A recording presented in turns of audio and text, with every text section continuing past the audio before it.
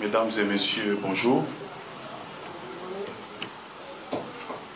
Je vous souhaite la bienvenue et vous remercie pour avoir accepté de répondre à notre invitation pour cette petite activité de recadrage ou de mise au point sur un certain nombre de choses qui se sont racontées autour du dossier EPST juste après les dépôts d'une dénonciation auprès du procureur général. Je ne pensais pas que ça pouvait arriver à ce point. Je ne voulais pas arriver à ce niveau, commencer à communiquer à tout moment avec le public, mais j'ai été poussé à le faire par le cours des événements. Je voudrais d'abord rappeler que dans le cadre de mes prérogatives constitutionnelles, en tant que député national, l'article 100 de la Constitution me donne les droits et les pouvoirs de contrôler le gouvernement, les entreprises publiques, les établissements publics et les services publics. Au-delà de la fonction législative qui est reconnue à un député national. Alors, dans le cadre des vacances parlementaires, j'étais en contact avec ma base, comme on appelle communément, qui a fait remonter vers moi un certain nombre d'informations qui mettent à mal la mise en œuvre effective de la gratuité de l'enseignement. J'ai fait une question écrite, j'ai adressé au ministre de l'EPST. Je peux vous assurer qu'alors que le règlement intérieur prévoit, je crois dans les 3-4 jours, l'Assemblée nationale doit notifier la question au ministre intéressé qui a 10 jours pour répondre, mais ça fait plus de 2 mois que j'attendais la réponse. Mais entre-temps, je ne pouvais pas laisser la question se diluer dans cette lenteur-là, qui peut être justifiée par des obstacles politiques que vous pouvez imaginer. Pour des raisons d'efficacité, j'ai préféré changer le fusil d'épaule. En date du 2 mars du mois en cours, j'ai fait une dénonciation que j'ai déposée auprès du procureur général près la Cour de cassation. J'insiste, j'ai fait une dénonciation. Dans cette dénonciation, pour les juristes, j'ai porté à la connaissance du procureur général un certain nombre d'informations que j'avais reçues pour lui permettre de mener des investigations, établir la lumière et éventuellement les responsabilités des uns et des autres. Et cette dénonciation ne visait même pas les ministres de l'EPST. J'ai beaucoup plus parlé d'ailleurs parce que les informations que j'avais tournées autour du service de contrôle et de paie des enseignants, les services de SECOPE, où on nous a fait savoir qu'il y avait des enseignants fictifs, les détournements des fonds destinés à la paie des enseignants.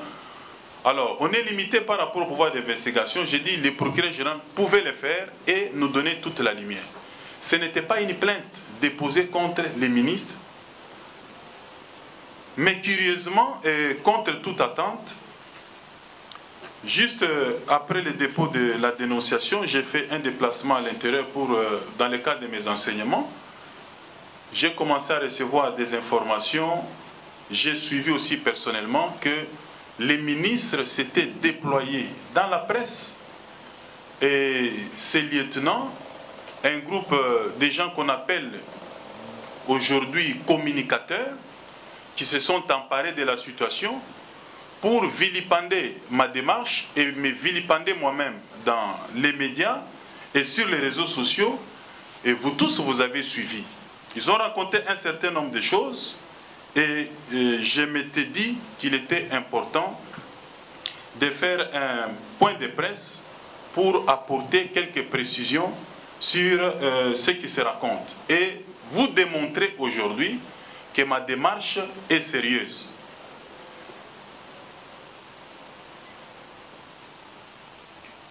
Deuxièmement, à titre toujours de préalable, j'ai entendu dans les arguments que j'ai considérés comme des faux fuyants, que j'avais poignardé le chef de l'État dans le dos, dans ma démarche qui voulait, n'est-ce pas, protéger ces programmes ambitieux de la gratuité de l'enseignement. J'ai devenu finalement quelqu'un qui combattait la réalisation du programme. Et on a même raconté des choses du genre, tout ce que je faisais allait empêcher à la Banque mondiale de venir financer les programmes. Mais laissez-moi vous dire tout de suite que même au moment où nous parlons, le ministère de l'EPST n'a pas de données statistiques chiffrées, fiables, qui puissent permettre même à la Banque mondiale de venir immédiatement injecter les fonds. Au contraire, même si la Banque mondiale venait, je crois que ça doit être en avril ou juin de cette année, on devra commencer par établir les données statistiques avant qu'elle puisse, n'est-ce pas, apporter sa contribution. Et cette activité, ou ma démarche, permet effectivement d'assainir les secteurs de l'EPST pour permettre la rationalisation des ressources afin que la gratuité soit non seulement effective mais pérenne, mais pour qu'on puisse aussi offrir à nos enfants un meilleur avenir. On a toujours raconté comment le pays est riche, mais au moins avec la gratuité, les enfants peuvent réaliser qu'ils étudient gratuitement parce que le pays a des richesses et est capable de supporter leur avenir. J'ai entendu dire également que l'action était soutenue par le premier vice de l'Assemblée nationale, Jean-Marc Aboun, président de mon parti, ainsi que l'ancien ministre de l'EPSP, Maker Mwang. Pour ceux qui me connaissent, ils savent que je ne réfléchis pas par procuration, je n'agis pas également par procuration.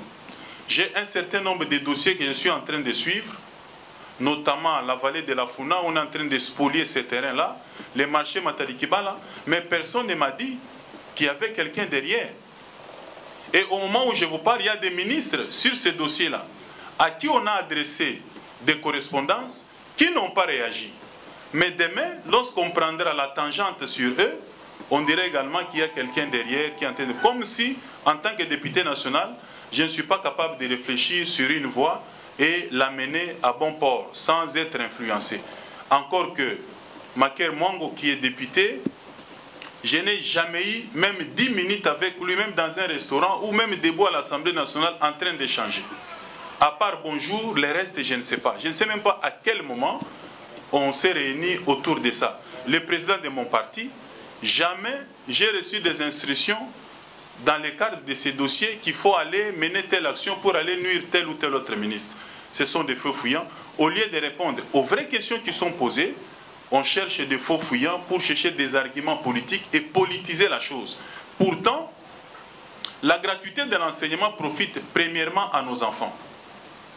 De 6 à 11 ans, aucun enfant n'est membre d'un parti politique, mais tous les enfants qui profitent de la gratuité viennent du FCC, du CACH, de la MOUCA, de la société civile. Donc cette histoire de gratuité ne peut même pas être politisée. Les enseignants qui enseignent, ils sont pris en charge, non pas parce qu'ils sont membres de telle ou telle formation politique, mais tout simplement parce qu'ils sont professionnels de la Craie Blanche, ils donnent une formation aux enfants et méritent d'être soutenus. Cette question ne peut pas être politisée. Alors, je ne peux pas comprendre qu'un député national qui agit dans le cadre de ses prérogatives constitutionnelles. Quand vous prenez l'article 100 de la Constitution, il est clair. Le député a pour mission de légiférer, contrôler le gouvernement, les entreprises publiques, les établissements publics et les services publics. Mais lorsque un député national entreprend une démarche, même si ça concerne un ministère, le ministre n'a pas le droit de passer dans les médias et entraîner ou payer un certain nombre de personnes qui s'appellent communicateurs pour commencer à raconter des choses qu'ils ne maîtrisent pas. Aujourd'hui, si je suis obligé de faire ces points de presse, c'est à cause, évidemment, de ces points de presse. Un collègue député qui a approché le ministre lui a posé la question, mais si les points de presse est tenu, c'est à cause des gens que vous avez déployés dans les médias. Et le ministre n'a pas reconnu, il a dit, mais c'est leur propre initiative. Il n'a envoyé personne. Alors, quand vous n'envoyez personne, qu'est-ce que vous faites? Ils prennent fait et cause pour vous et vous ne dites rien. Donc, vous allez endosser la responsabilité. Alors, mes chers amis, ceux qui me connaissent savent que si je m'engage sur un dossier, c'est que j'ai toutes les informations nécessaires. Depuis que ces communicateurs avaient pris d'assaut les médias, les réseaux sociaux, pour commencer à vilipender cette action, ça a donné un effet contraire. L'effet contraire, c'était lequel? J'ai commencé à recevoir des informations de partout. Je peux vous dire que j'ai eu des appels de Aru, de Lituri, au Bas-Congo. J'ai eu des informations dans les Bandundu, à l'Équateur, dans les Kasaï. J'ai eu des informations de partout. Et au moment où je vous parle, j'ai toutes les informations que même les ministres, j'imagine, n'ont pas encore. Même dans les recherches, j'ai même constaté qu'il y a des situations qui existent avant même que Mbakonga ne soit nommé à la tête de ces ministères. Je me demande d'ailleurs pourquoi il prend fait et cause. Des fois même des situations qui sont antérieures à son entrée en fonction. Tout ce que nous cherchons, c'est d'assainir ces secteurs-là pour que le programme de la gratuité de l'enseignement soit effectif. Quelqu'un a raconté, un des communicateurs, non, il a besoin d'argent, tout ça, il va se retirer. Je vous assure, tout ce que vous voyez là, ce n'est qu'une partie des éléments du dossier que j'ai pu réunir sur cette affaire. C'est pour vous dire que vous devez me prendre au sérieux et prendre cette affaire au sérieux.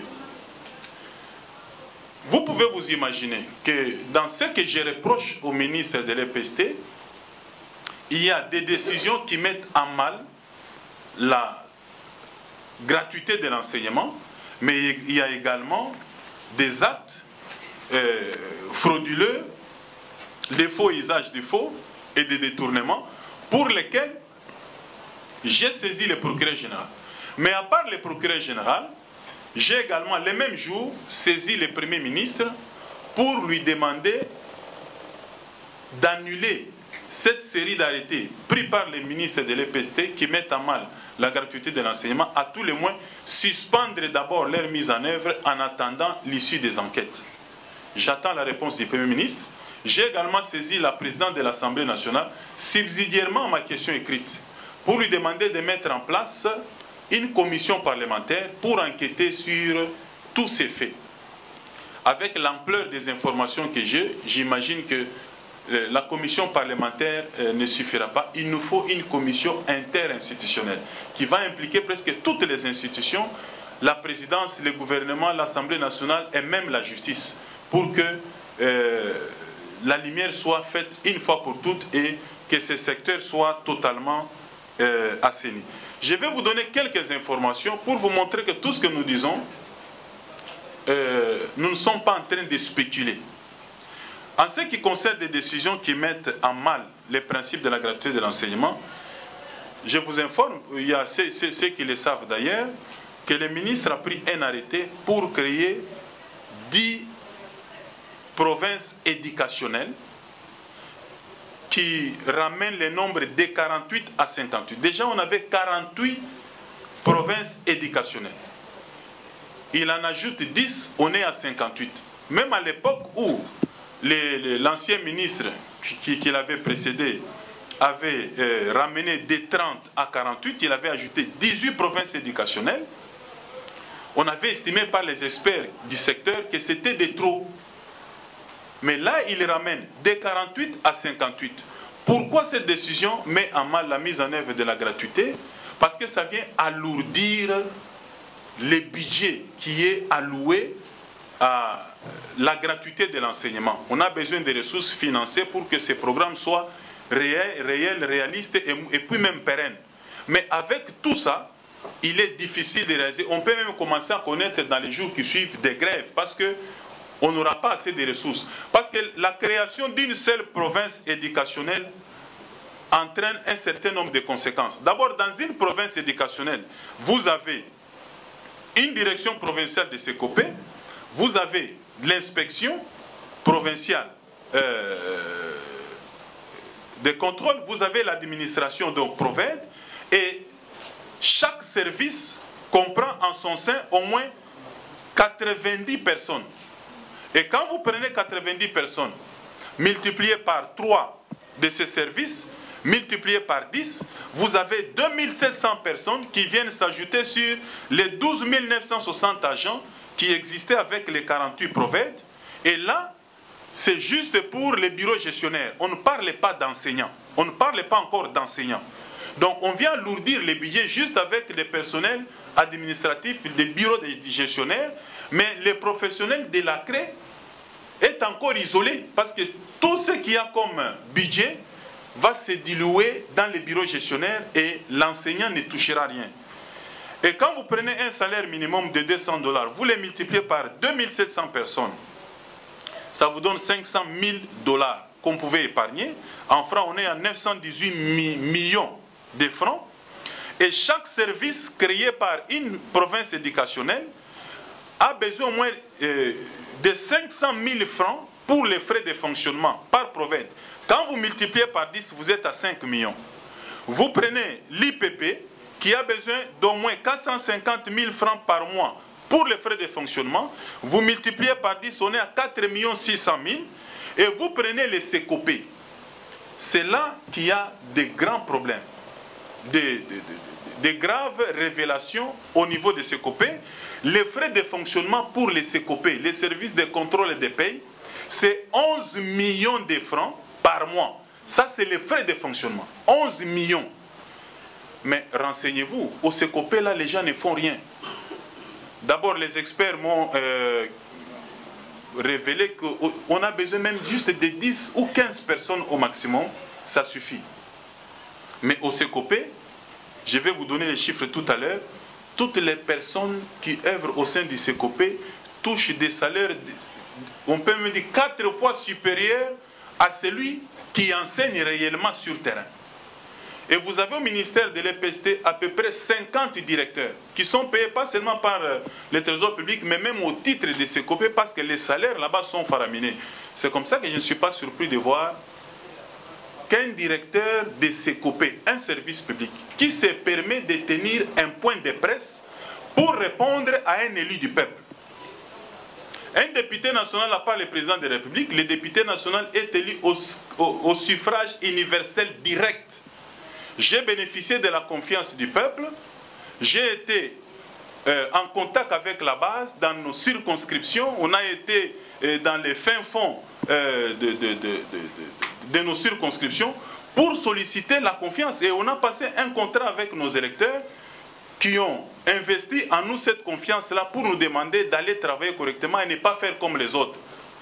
Mais un service public qui est placé sous le contrôle d'un député national, qui fait juste une dénonciation et le directeur de ce service-là se permet, au lieu de répondre ou même d'attendre, c'est une dénonciation qui est faite, attendre que le procureur général qui va apprécier qui il peut inviter dans le cadre des enquêtes pour apporter les réponses ou des informations dont il aura besoin. Donc jusque-là, personne n'est invité, personne n'est inculpé, mais c'est tout le monde qui s'agite, c'est tout le monde qui commence à répondre. Le directeur de SECOPE s'est permis de faire un point de presse pour me répondre. Ce qui est inadmissible à un élu du peuple, dans le cadre de ses prérogatives constitutionnelles, on ne répond pas comme ça. Je comprends parce qu'au SECOPE, ils ont des frais de fonctionnement qu'on ne reconnaît jamais à un député national.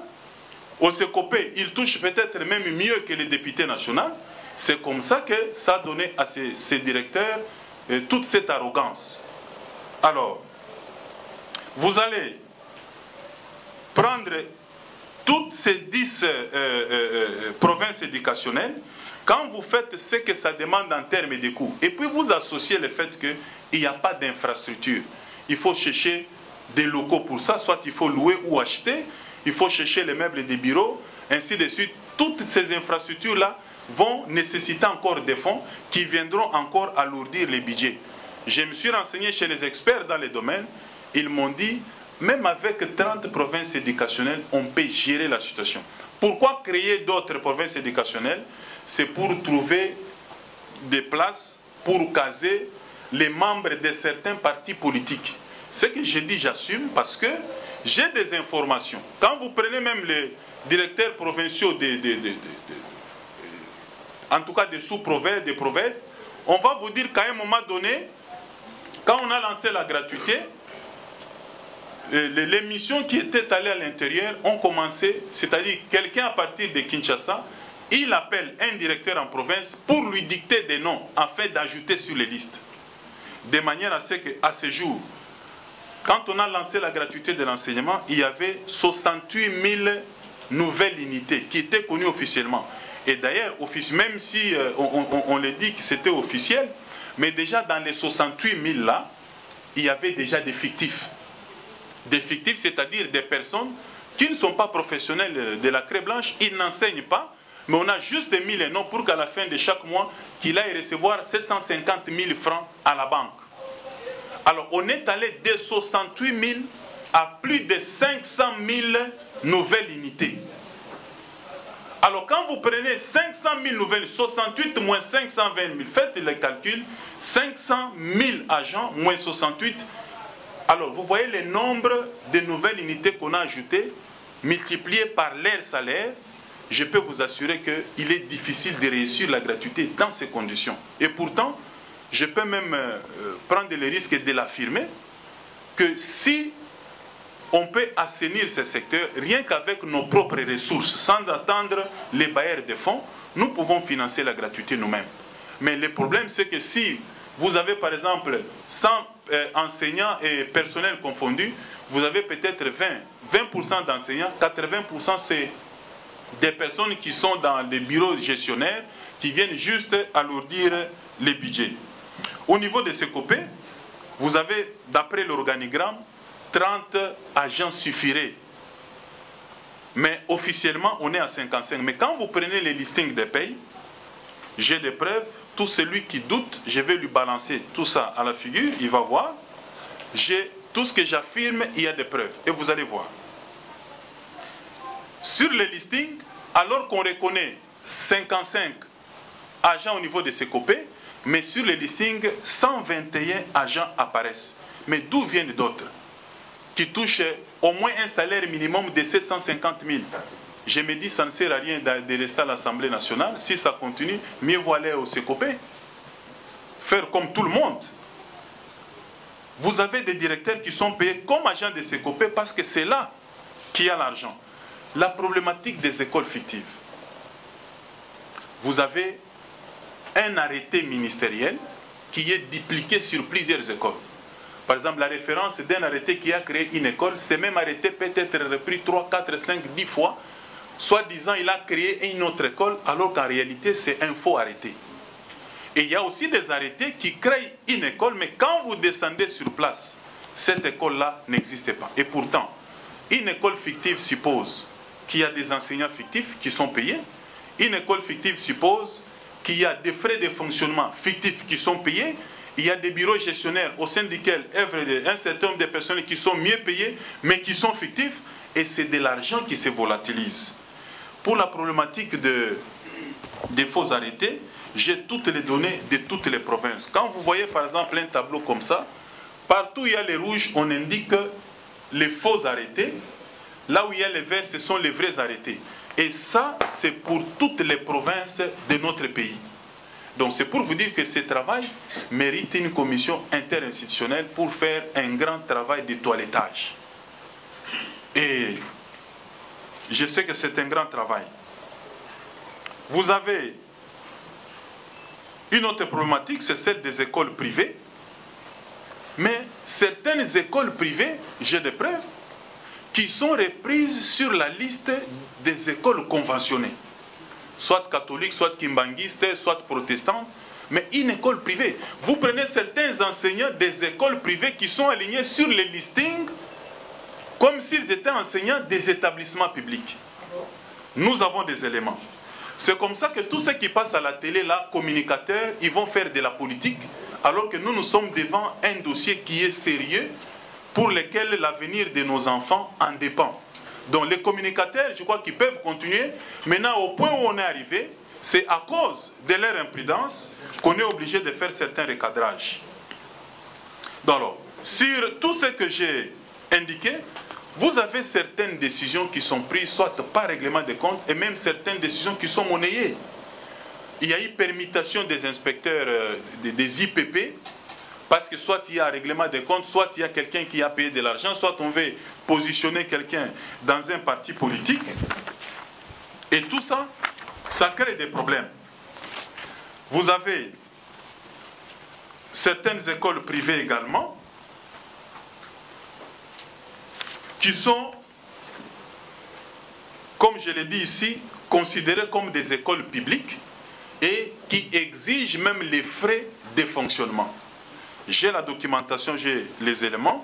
Si le ministre n'en a pas, il pouvait m'approcher quand j'ai déposé la dénonciation pour dire peut-être qu'il y a des informations qu'il n'a pas. On pouvait mettre à sa disposition pour qu'il puisse même enquêter d'abord au niveau interne et trouver des voies et moyens pour corriger.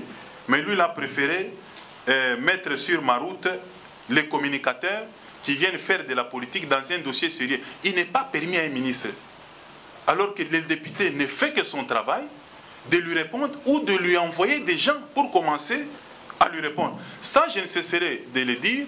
On peut même assimiler ça à un outrage au Parlement, parce que le député a le pouvoir de contrôle du gouvernement, pas seulement individuellement, mais même collectivement, comme on le fait à l'Assemblée nationale, on peut le faire dans le cadre d'une commission, mais même individuellement, ça peut se faire. Tout cela, c'est parce qu'à un moment donné, on ne sait pas toujours savoir quelle est la place des députés dans la hiérarchie de nos institutions. Quand vous prenez l'article 68, je crois que c'est important de le rappeler, pour que prochainement, tous ces communicateurs-là ne passent plus. L'article 68 de la Constitution, que les institutions de la République sont le président de la République, 1. 2. Les parlements. 3. Le gouvernement. C'est pour dire que le Parlement vient avant le gouvernement, donc les députés viennent avant les ministres. Il arrive des fois même dans des cérémonies, vous arrivez comme ça, on vous demande de vous lever parce qu'il y a un ministre qui arrive. Vous arrivez, on dit les députés, il n'y a pas de place, on vous demande de vous débrouiller. Vous arrivez, on vous dit non, il y a un conseiller. L'institution, c'est le président de la République. C'est même pas, on n'a pas dit conseiller. Et vous arrivez comme ça, on vous demande de vous lever. Il y a même des ministres, vous lancez une question écrite et c'est son directeur de cabinet qui dit honorable, je vais vous voir dans mon bureau. À un directeur, j'ai dit je ne vais pas vous répondre, mais soyez sûr que je ne viendrai pas. Parce que je ne peux pas venir vous répondre. Je vais répondre à un directeur. Pourquoi? Moi, j'ai écrit au ministre, j'attends la réponse.